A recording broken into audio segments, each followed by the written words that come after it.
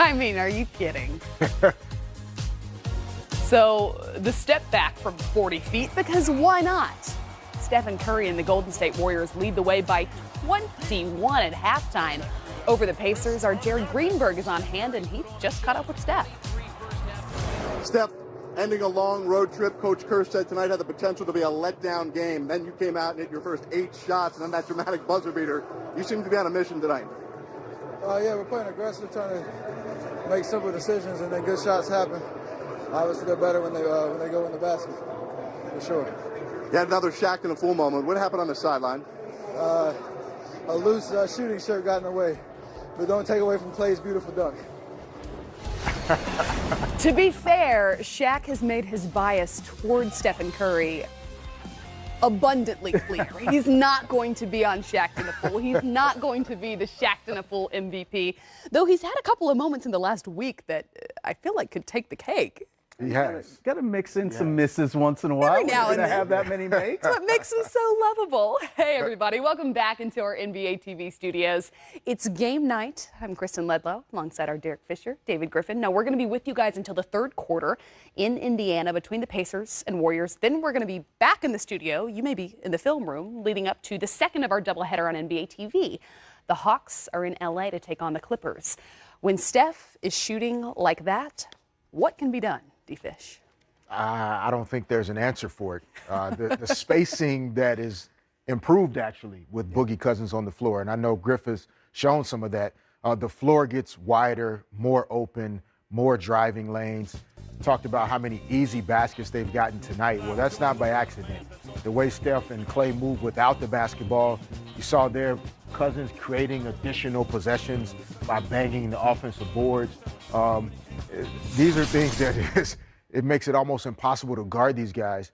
And then obviously without Oladipo, Tyreke Evans, the Pacers are struggling to put points on the board on the offensive end as well. You talked a lot in that first half, and we've talked a lot behind the scenes about what DeMarcus Cousins brings to this Warriors lineup. Of course, it's obvious to look at the statistical impact he can have, both on the boards and, of course, his scoring ability. But do you see his playmaking ability as what's most valuable? Oh, for sure. And you can see them here.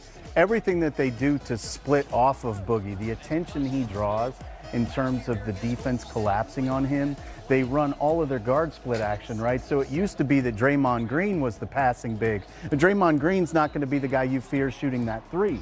So what happens is the defense is so keenly aware of him, it starts to open up everybody else a little bit more as well. So in addition to the fact that Boogie himself can shoot, Boogie, when he draws attention, is such a good passer.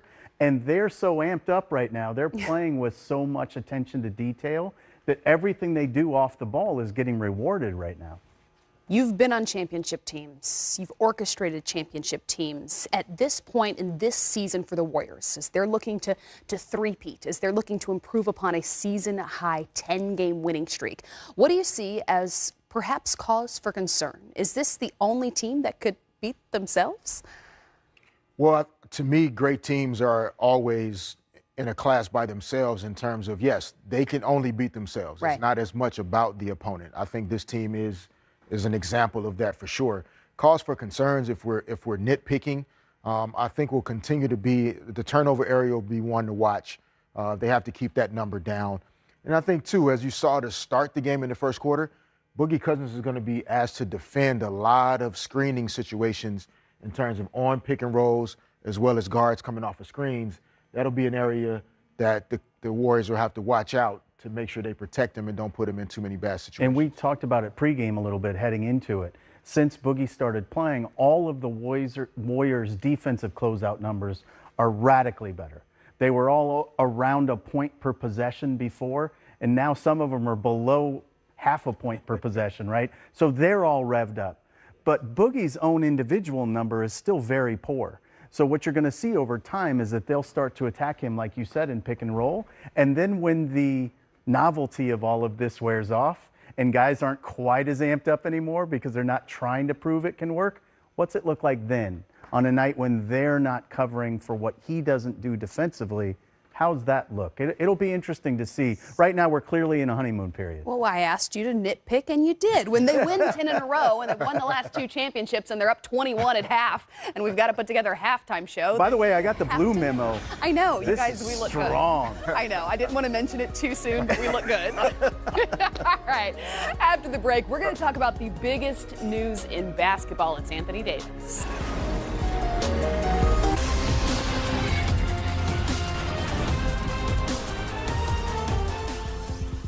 All-NBA forward Anthony Davis has informed the New Orleans Pelicans that he won't sign a contract extension and he wants to be traded. He is eligible for a 5-year Supermax extension this summer worth $240 million, and he'll become a free agent in the summer of 2020. Davis' agent Rich Paul has said he wants to be traded to a team that gives him a chance to win consistently, a chance to compete for a championship. Hey everybody, welcome into our NBA TV studios. It's game night. I'm Kristen Ledlow. He's Derek Fisher. We're going to be joined by, can we call it an all-star ensemble cast? Yes, we can. I think we can. In our humble opinion, it is. And for the next 8 weeks, right? Yeah, 8 weeks. Every single Monday, right here on NBA TV, we're going to be on the court, in the film room, calling the games. But right now, the biggest news in basketball is where Anthony Davis lands. And how soon could this trade potentially happen? Yeah, I mean, this is definitely the news of the year so far. I mean, Yeah. LeBron was the news of the summer. We thought Jimmy Butler maybe would be the big news, but Anthony Davis has taken over with this request. And, how soon it happens, the Pelicans really are in the driver's seat as far as that goes. I know there's a lot of fuss over the Lakers and the tampering and the Pelicans with wanting to have an investigation, but they're in the driver's seat. And what deal they're willing to accept for this caliber of player, we'll see. Right. Explain that to me then. If you have the power, you have the player. He Correct. doesn't play for the Lakers. You can trade him for anything, anywhere, correct? That is correct. Just clearing it up. Just wanted to clear it up. So in 7 seasons with the Pelicans, Davis has averaged 24 points, 10 rebounds. He's been named an All-Star 5 times and to the All-NBA First Team 3 times. And in his playoff appearances in 2015 and 18, somehow, D-Fish, he's been even better. This is a guy who simply needs to be in an organization surrounded by other players he can win with? Yeah, I mean, it's unfortunate when you look at his resume, what he has accomplished, what he does on a nightly basis. The points, of course, jump off the board, his ability to shoot the basketball, but his rebounding and his shot blocking, having been the NBA leader 3 different times in terms of shot blocking. To me, that's really what makes him different than almost any other player in the league right now. Purely dominant on both ends of the floor. And whoever does end up with him is going to be very fortunate to Whoever, wherever, whenever, we'll see. It's game night on NBA TV. We're probably going to say it a whole lot of times because we've got a doubleheader starting with the Warriors in Indiana to take on the Pacers, followed by the Hawks in LA to play the Clippers. So before we get you guys to that game, we want to check in with the Warriors. They're talking about the state of the season and their ultimate goal of winning 3 in a row. I think, to say the least, right? Tip-off in Indiana between the Warriors and Pacers is minutes away, followed by the second of our doubleheader between the Hawks and Clippers just after 10:30 Eastern. We'll be with you all night long. This is a team that not only wins 10 in a row, but they're looking to win 3 championships in a row. D-Fish, can anybody stop them? The short answer is no. Yeah. When you are operating and have operated at the level that they have, the only team that can stop them is them.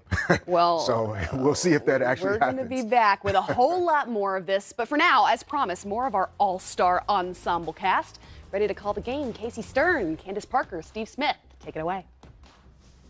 All right, Kristen, thank you very much. Welcome inside what we are calling the NBA TV Lounge. We are here for Game Night Monday. We're very, very excited. Ro Parrish is going to join us later on. He'll be at our resident bar. I like serving that. only I like Shirley that. Temples, so it's fine.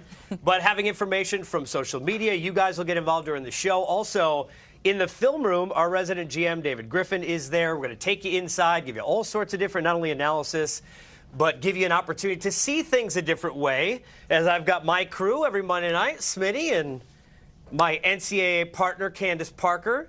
The Pacers have not seen things the same way the last couple of days, obviously, because now Vic is out for the season. Candace, when you look at this team, how do you internally in that room try your best to move forward and not let it kind of hamper you as you go?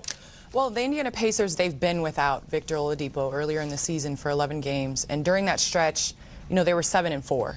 So they've played without him in the past, but where they're really going to miss him is in the closing minutes. I mean, he was really their offensive person where they could throw the ball to him and just go get a bucket. So it's really going to be more of a combined effort, blue-collar work, obviously on the defensive end, pick up the pace a little bit. But I'd like to see them feature Miles Turner.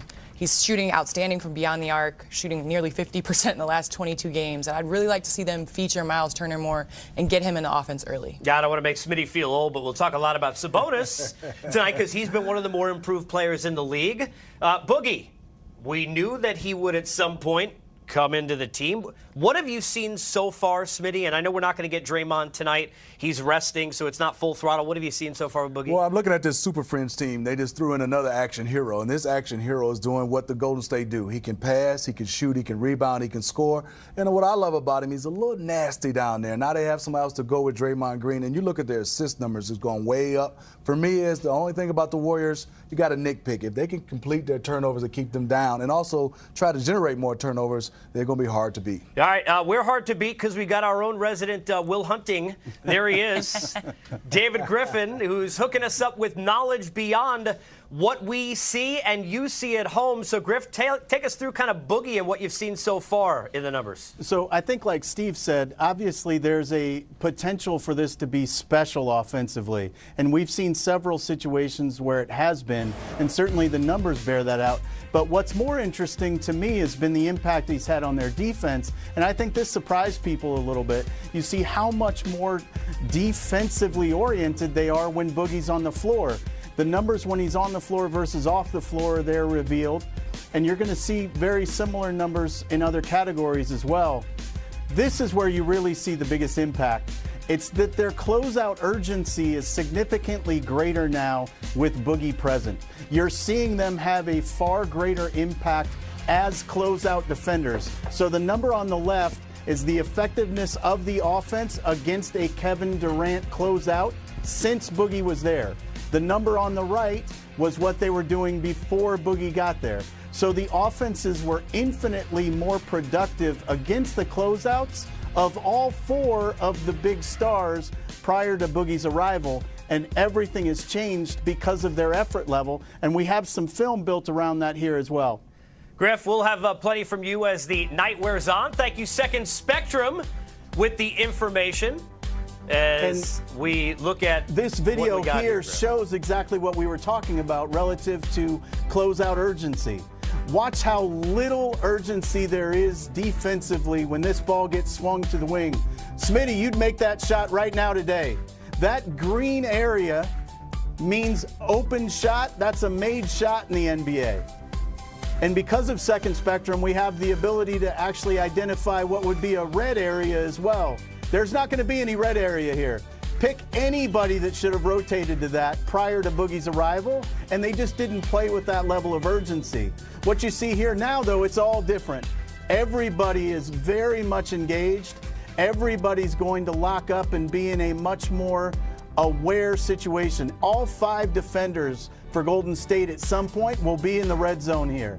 They will all be closing and all charging after shots. This is something totally different for Golden State at this point. Would you have made that shot, Smitty? Yeah, okay. I don't have to go up and down. I'm just making sure, because I mean, he was giving you the credit. I know Candace could have. Shoot or shoot, no matter what. Shooter's Paradise, 3D Lifestyle brand. This on game night sets us up for possible number 11, Boogie and company, trying to continue a streak. The Pacers trying to stay in the playoff hunt. Do you have a song in your head? Do you have a riff you're thinking about, or are you just going? I think tonight was Beat It. I was playing Michael Jackson in my head tonight, so Beat It got me going tonight. The energy is always good in this building. I've had some great years in this building, and I look forward to coming back and playing in this building some more. So, but the energy is always good. The fans has always been good. The fans has always, been good to me too. This is home. New York is home. My family is here. Friends is here. Yeah, man, it's the business of basketball. I was a part of something in Philadelphia where it's kind of the same thing, where it felt like everything was close, and all of a sudden, everybody's gone. So I feel like you just kind of have to roll the punches. beat the Warriors both times they faced them last year. They didn't have Steph Curry in those games.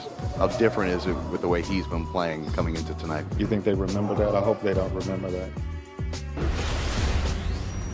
Well, they didn't have Steph last year. Tonight, no Victor Oladipo. He underwent successful surgery today to repair the quad that he injured last week. Tonight, the team has handed out these T-shirts together for Vic. Nate McMillan telling us just before the game he spoke to Victor Oladipo, and his spirits are very good right now as he recovers from that injury. Tyreke Evans, who had been replacing Victor Oladipo in the starting lineup, he's out tonight. No Draymond Green for the Warriors. He's resting. Jordan Bell gets the start. And now starting for us, Anthony Slater from the Athletic, Warriors beat reporter. You know him well. Slater, let's look at this 10-game win streak and project it forward as the Warriors go back home and the schedule gets a bit easier. But how much longer does this thing go right now, do you think? I think tonight's a danger, actually. You know, it's a game they actually circled before the trip as the trap game. You know, they came off an emotional night in Boston the other night. They haven't been home in about 10 days. Now the Oladipo news, taking him out of the lineup maybe lessens the chance they get upset tonight, but no Draymond Green, he's resting. I think it's dangerous tonight, but if we predict they win tonight, I think it's going to go on a little while. I'm looking actually, you don't have it there, but February 13th, after that Utah game at Portland, right before the All-Star. So you have it going 16 games. I can see it. Their offensive rating on this streak is 125.1. I mean, it's unbelievable. I'm not a math guy, Slater. Yeah. Draymond Green, DeMarcus Cousins, 4 games so far. Are you able to kind of get a feel for projecting his playoff impact? I think the biggest thing I've seen so far is the power rebounding. I've never seen a Warriors center just rebound the way he has because they haven't had a center that has. Right. And, you know, it's offensive rebounding. And it's the skill, too, stretching. He hit 3 threes in his first game. That was the first time a Warriors had a starting center hit 3 threes since, I think it was 2010.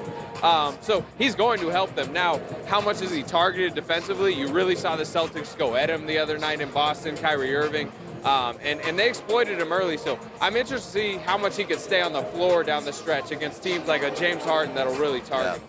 Real quick here, I know this is a long conversation, but in a short amount of time, are we underappreciating what Steph Curry is doing this season? Yeah, you know, I think he's near 50% overall. I think he's around 49% overall, but he's like 46% from 3 on very high volume three-point shooting and over 90%.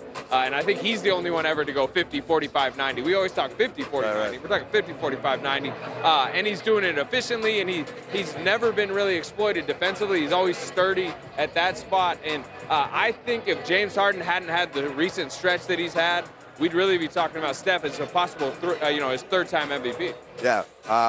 You had a really cool note in your observations after the win over the Celtics about Steve Kerr and just putting in perspective, getting to 300 wins at this early stage of his career. So I wanted to point out this note that he had in the Athletic. And also funny how you're saying you're starting to see him like that 73-win season where he's got to nitpick things now. In D.C. the other night he was – look, it was an 8-point win in D.C. It could have gone a little bit better, but it was still their 9th straight win. They're playing really well, and he was very mad at the starters because they didn't get a big enough lead where you could put they got a couple two-way guys that were from the D.C. area that he really wanted to get in the game, and he was saying our starters are out there not boxing out while our two-way guys are waiting to get in front of family and friends. He was really mad about that, and that just shows you where they're at right now, where he was mad early in the season during losses. Now he's just trying to sharpen wins. This man knows everything about the Warriors. Check him out on The Athletic. Anthony Slater. Slater, thanks so much for joining us here. We're coming back more live from Bankers Life Fieldhouse, getting you set for Warriors and Pacers on the worldwide premiere of Game Night Monday live on NBA TV, and we're just moments away